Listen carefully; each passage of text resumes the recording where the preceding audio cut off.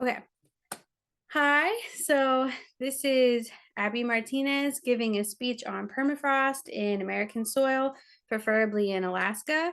I'm here with my family, who is the audience. There is my mom, my dad, my brother. They're all in one screen. Then my sister and her boyfriend Aiden in another. And then my husband Byron and baby Alex, who is present because life begins at conception. So, okay, what we are going to be talking about is permafrost.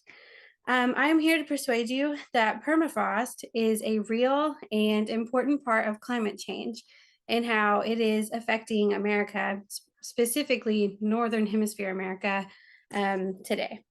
So, permafrost is the term used to describe the Earth's crust when the ground has been cold or below freezing for 2 years or longer. So, it hasn't unfrozen for 2 years or longer. It is really interesting when you go and you see permafrost because there will be spruce trees and different plants on the top of the Earth's crust that are deformed or maybe not developed in the same way that other plants are surrounding it. And it's really clearly seen, usually on the south side of mountains and things like that in Alaskan range. Alaska is 80% covered in the Earth's crust with permafrost. So, Alaska has a very wide range of permafrost, and underneath permafrost are trapped greenhouse gases and carbon gases, which means if permafrost starts to melt, then these gases rise into our air and they become toxic to not only humans, but also animals and plants. Why this is important to know about is because permafrost, because of climate change, is currently melting. And so these gases and different bacterias are rising into our air, causing a higher degree of climate change, making Alaska more and more toxic and polluted as the years go by. And it's not just in Alaska, but it's also in Canada and Washington and other northern regions within our US, and also found in Hawaii at the top of some of their mountains, which is really interesting. Um, but permafrost can cause a couple different types of disasters, which could cause erosion, landslides, craters, like we talked about, gases, the release of gases, and it can also make it really difficult for Alaskan citizens or residents to build and make homes and roads and different things to travel and live here because if that solid foundation is built and then underneath is permafrost, then your whole house collapses and you lose everything. So it's quite a big deal in the northern states. There's a chart that's called the Big Thaw that kind of goes over how permafrost looks on our state of Alaska. And it shows over the next couple decades how it will develop and how climate change could either make all of Alaska's permafrost pretty much dissolve over the next 50 odd years, or how it could be sustained if we have lower climates.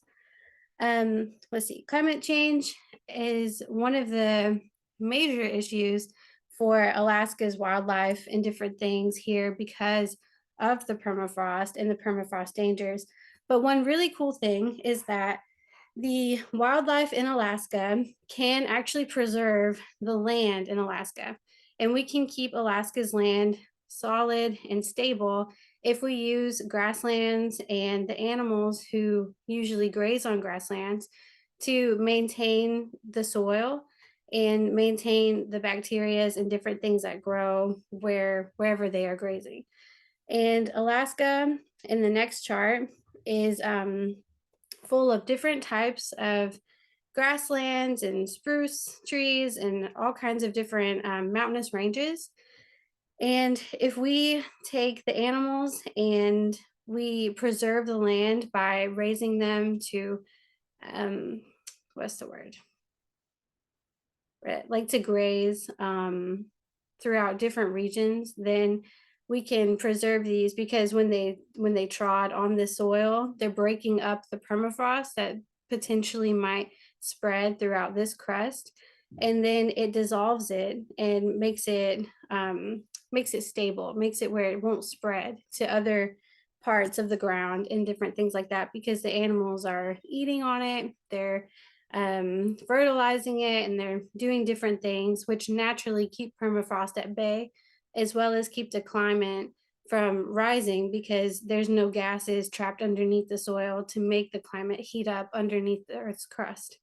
So it's really interesting how wildlife can naturally be a source of protection for not only us humans, but also our land and our plants and our animals. Um, let's see. I think that if we encourage residents to have management practice groups and support groups that educate one another on permafrost and how to maintain their land here with permafrost, then it would be really beneficial because more people would know what kind of land to build on, what kind of animals to have if you want like a farm, because that's really popular here. And it would also be really beneficial because then, if there's towns who have been affected by permafrost, we can come alongside them and help them relocate and also destabilize where permafrost has corrupted and broken down and destroyed different things, causing gases to rise and, create more destruction.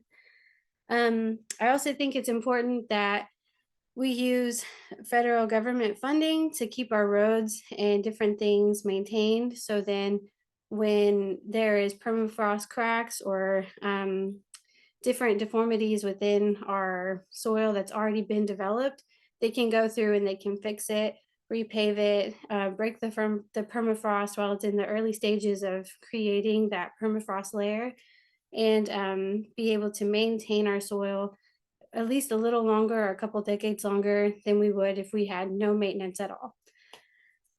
There is a link that you can go to that you can also educate yourself with, but then pass it along and educate others about permafrost and how to maintain it, how to prevent the spread of it, why it exists, and how it works. And so that's really cool for people who are Alaskans and for people who are not Alaskans who just think, like it's fun to study about nature and different things like that and create more awareness throughout different states, especially in the lower 48. And I think that if we work together as a community to just protect our resources and protect each other, then we could make Alaska a better place. So thank you, and I hope you enjoyed this presentation.